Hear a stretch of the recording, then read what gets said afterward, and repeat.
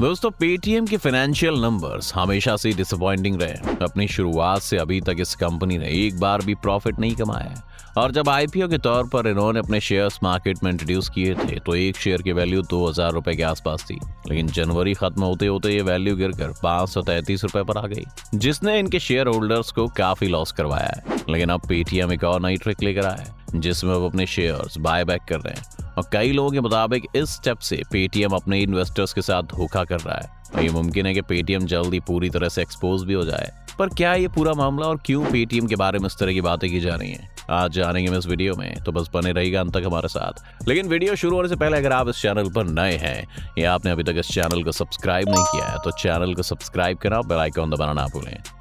तो पहले तो ये जान लेते हैं कि आखिर ये बाय बैक होता क्या है। जैसा कि नाम से ही साफ हो रहा है कि पेटीएम अब ये प्लान कर रहा है कि जो शेयर्स इस वक्त मार्केट में बाकी लोगों के पास हैं, अब पेटीएम उन्हें दोबारा खरीद लेगा।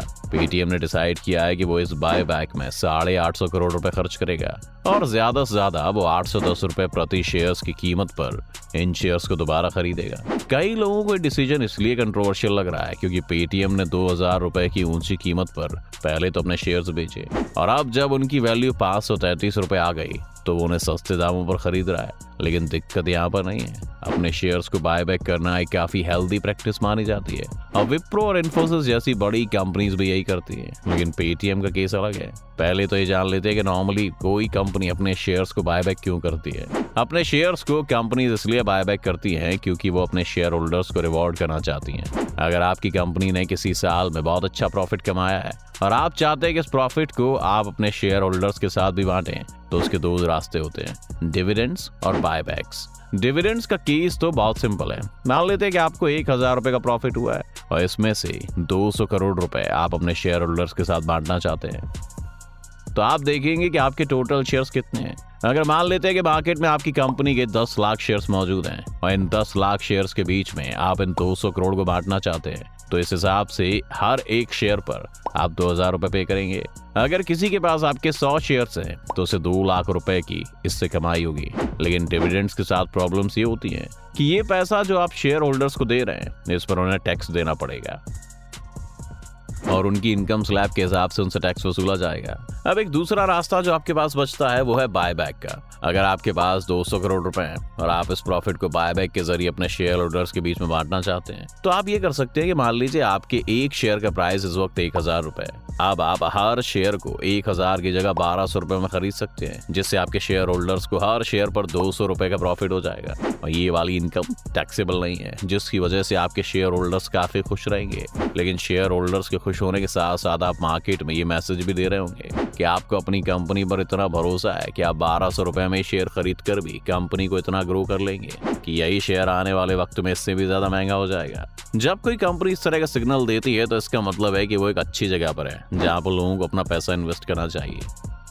इन्फोसिस ने भी इस साल ये घोषणा की है कि वो अपने 9300 करोड़ के शेयर्स को बायबैक करेंगे और पिछले 5 सालों में इन्फोसिस ये चौथी बार कर रहा है, जो दर्शाता है कि इन्फोसिस काफी सारा प्रॉफिट कमा रही है। तभी तो उनके पास इतना सारा पैसा है अपने शेयर होल्डर्स के बीच में बांटने के लिए। इसके साथ साथ विप्रो ने भी 2021 में अपने 9500 करोड़ के शेयर्स को बायबैक किया था। इस तरह के बायबैक से लोग अपने शेयर्स में भी काफी इंटरेस्टेड रहते हैं और आपके शेयर्स के प्राइसेस भी हमेशा बढ़ते रहते हैं। पर ऐसा जरूरी नहीं कि हर कंपनी स्ट्रेटजी को फॉलो करे। अगर आपने रिसेंटली अडानी के शेयर्स को देखा हो तो ना ही तो उन्होंने अपने शेयर्स को बायबैक किया है और ना ही उन्होंने अपने शेयर होल्डर्स को कोई डिविडेंड पे किए थे, क्योंकि अडानी इस वक्त अपनी कंपनीज को एक्सपेंड करना चाह रहे हैं, इसलिए वो अपने प्रॉफिट्स को नई जगहों पर इन्वेस्ट कर रहे हैं और ये भी एक हेल्दी तरीका है स्टॉक मार्केट में रहने का। अपने शेयर्स को बायबैक करने का एक रीजन ये भी होता है कि आप अपनी कंपनी के फाइनेंशियल इंडिकेटर्स को सही करना चाहते हैं। जब भी कोई सेंसिबल इन्वेस्टर एक कंपनी के शेयर्स खरीदता है तो वो ईपीएस और पी रेशियो के नाम के 2 नंबर्स को देखता है। ईपीएस यानी अर्निंग्स पर शेयर और पी रेशियो यानी प्राइस टू अर्निंग रेशियो। बहुत ही आसान भाषा में इसको समझना हो तो ईपीएस को ऐसे समझिए कि अगर आपके पास मार्केट में सिर्फ 100 शेयर्स हैं और आपने 10,000 रुपए का प्रॉफिट कमाया है तो आपकी पर शेयर अर्निंग या ईपीएस 100 रुपए हुई। लेकिन अगर आप अपने 40 शेयर वापस बायबैक कर लेते हैं तो अब 10,000 का प्रॉफिट 60 शेयर्स के बीच में बटेगा, जो कि आपके ईपीएस को 166.6 बना देगा। एक इन्वेस्टर के लिए 100 ईपीएस से ज्यादा अट्रैक्टिव 166 वाले शेयर्स होंगे। इसी तरह पी रेशियो भी है, जो कि आपके शेयर्स के प्राइसेस को ईपीएस से डिवाइड करने पर आपको मिलता है, और जितना कम पी रेशियो होगा उतना ही कंपनी अच्छा परफॉर्म कर रही होगी। बाय बैक करने से ईपीएस बढ़ता है, पी रेशियो कम होता है। लेकिन अब आ जाते हैं कि पेटीएम के साथ क्या गड़बड़ है। अभी तक हमने जब भी बायबैक्स की बात की है तो हमने यहाँ पर प्रॉफिट्स की बात की है, लेकिन पेटीएम ने तो आज तक कोई भी प्रॉफिट कमाया ही नहीं है। तो सोचिए कि जब उनके पास प्रॉफिट ही नहीं है तो लोगों के बीच रिवॉर्ड्स बांटने के लिए वो पैसा कहां से ला रहे हैं। भारत के स्टॉक मार्केट के रूल्स के हिसाब से जो पैसा उन्होंने अपने आईपीओ के दौरान 2000 रुपए के शेयर्स बेचकर कमाया था, उसे वो शेयर्स बायबैक करने के लिए इस्तेमाल नहीं कर सकते हैं। तो सिर्फ अब एक ही ऑप्शन बचता है, और वो ये है कि पेटीएम अपने इन्वेस्टर्स के पैसे से अपने शेयर्स वापस खरीद रहा है। इसका मतलब ये हुआ कि जिन लोगों ने कंपनी पर भरोसा करके उन्हें शुरुआत में इन्वेस्टमेंट्स दी थी ताकि वो एक दिन प्रॉफिट कमा सके, उन्हें प्रॉफिट तो पेटीएम ने क्या ही देना था, बल्कि उन्हीं के पैसे को यूज करके अब वो अपने शेयर्स की वैल्यू बढ़ाने में लगा हुआ है। इसके बहुत से नुकसान है। सबसे पहले तो इन्वेस्टर्स के साथ धोखा है, क्योंकि मान लीजिए कि अब कोई इन्वेस्टर पेटीएम के साथ जुड़ा नहीं रहना चाहता और वो चाहता है कि वो अपने स्टेक को बेचकर उसके बदले में कैश ले ले ताकि वो किसी दूसरी कंपनी में इन्वेस्ट कर सके। लेकिन अब वो इन्वेस्टर ऐसा नहीं कर पाएगा, क्योंकि जैसे ही वो अपना स्टेक मार्केट में बेचने के लिए जाएगा, पेटीएम के शेयर प्राइस दोबारा कम हो जाएंगे, क्योंकि अचानक से शेयर्स की सप्लाई बढ़ जाएगी।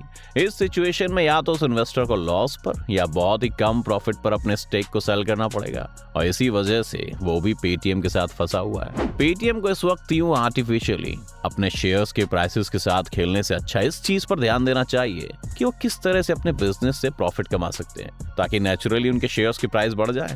लेकिन पेटीएम तो स्टॉक मार्केट की गेम खेलने में लगा हुआ है। अगर ऐसा ही चलता रहा, पेटीएम ने जल्दी पैसा कमाने के नए रास्ते नहीं ढूंढे, तो ये भी मुमकिन है कि इन्वेस्टर्स पूरी तरह से पेटीएम पर अपना भरोसा खो दें, और फिर चाहे उन्हें लॉस पर ही अपना स्टेक क्यों ना बेचना पड़े, वो बेचकर किसी दूसरी कंपनी की तरफ आगे बढ़ जाएं।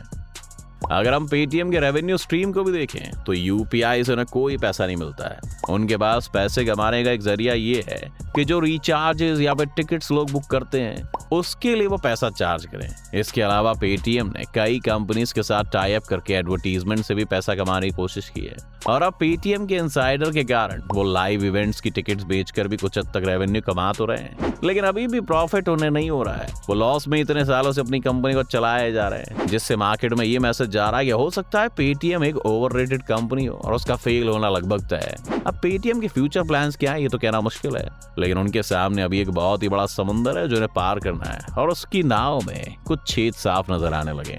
क्या पेटीएम इसी तरह से डूब जाएगा या फिर एक कमबैक मारेगा? आपको क्या लगता है? अपनी राय में कमेंट सेक्शन में जरूर लिखें। उम्मीद है आपको आज की इस वीडियो से काफी कुछ नया सीखने को मिला होगा। अगर आपको वीडियो पसंद आए तो वीडियो को लाइक करें, और अगर आप इस चैनल पर नए हैं तो जाने से पहले इसे सब्सक्राइब करना भी ना भूलें।